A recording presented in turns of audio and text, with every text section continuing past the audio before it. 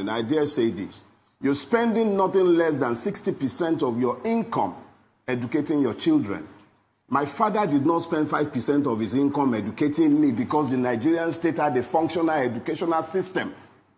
Even your megads send their children to private schools now. Nobody goes to the government hospitals anymore. Everybody. So when Abiola was talking, he was still talking within a system that had some measure of normalcy within which people could function as human beings. The average Nigerian has been dehumanized to the point where you can even begin to question his humanity. It is the abandonment of the people to their own fate and the erection of a system that exists solely for the protection of the powerful and the promotion of their interest. Who is looking for the poor man? And the poor man, having lost the capacity to think because he had been impoverished ab initio by the weaponization of ignorance. An ignorant man is doomed to poverty.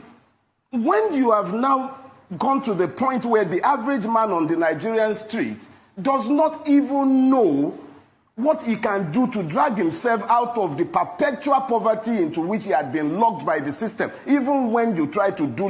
A friend of mine said the other day, he said, almost every avenue for legitimate improvement in Nigeria has been blocked off. It's almost as if you are even being begged to go and become a criminal by the state itself because you'll be punished for your honesty by the Nigerian state. So exactly what are we talking about? Because in the age in which he lived, Nigeria had not become the predatory state that it has become today.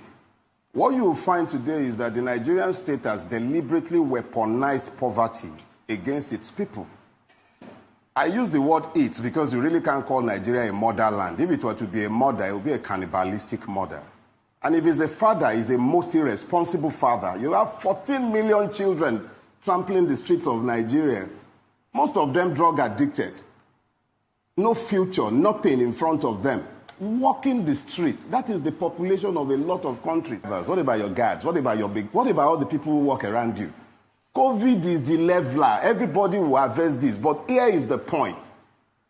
As long as we continue to fool ourselves into thinking that we can somehow appoint wolves to guard the flock and then expect that the wolves will become vegetarians, we deny the evidence of our own eyes. We see these things and yet we deny it. Oshie Omole spoke these words. They're out in the open, it's all over the place, and yet the same man comes out and is preaching to the people that the man he testified was a thief. Anyway, thinking about it though, how can Oshie Omole testify to the character of anybody? Okay. How does that change the price of pomo in the market or change the price of gari for the poor man on the street who is busy battling the problems of COVID-19, the irresponsibilities of government? It's just another distraction. Wake me up the day they formally charge Magu to court like he has been busy chasing small boys, small fries who have stolen 500,000, 200,000, 1 million naira, and the real thieves are around and he knows them. We all know them and nobody do anything about those ones. So if they have now woken up and they feel that it's time to distract the people and then be chasing Magu around to have some fun, it doesn't interest me. Frankly speaking, it's of no benefit to the Nigerian people. There is nothing there. It's just another distraction. They're having their family squabble. Nothing will happen to Magu.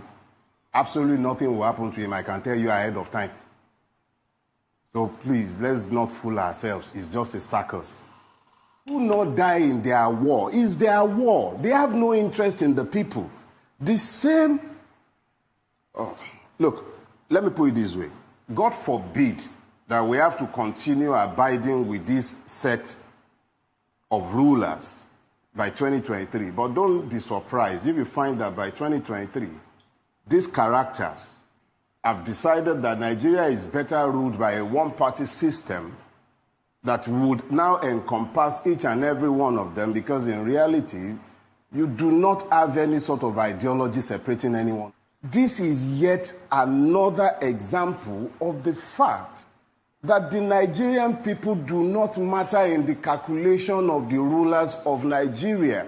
All that matters to them at any point in time, the only thing that is constant and never shifts, their own interests. Those interests have nothing to do with religion. They don't remember religion when they are identifying their interests. They don't remember tribes.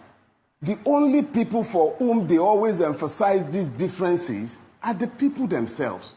If you see the way the Nigerian state has dehumanized the Nigerian people to the point where life has become discounted, what you then begin to realize is that before that day will come, several implosions, such as the ones that are already happening, would continue to happen. However, some of us had the benefit of living in Nigeria where it was possible to move across the class line because the state was equitable to an extent. We still dealt with that because I grew up in the age when you began the institutionalization of the madness that has turned Nigeria into the madhouse that it has become today. It was in my age. I was a victim of educationally disadvantaged state, quota stupid systems, all those systems and isms, everything that the institutionalization of the injustice that destroyed the fabric of Nigeria happened as I was growing up. So here is the thing. For Nigeria to ever retrace its steps, Nigerians hate hearing this, but it's inevitable. There has to be a complete turnaround. I needed to lay a foundation for what I really have to say. And what I have to say is very simple.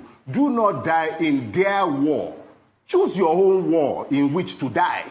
We will all die someday. That is the one thing that is available to each and everybody. Rich, poor, tall, short, it doesn't matter. We would all die. So if I'm going to die, I'm not going to die in their own war. I will pick my own war in which I will die.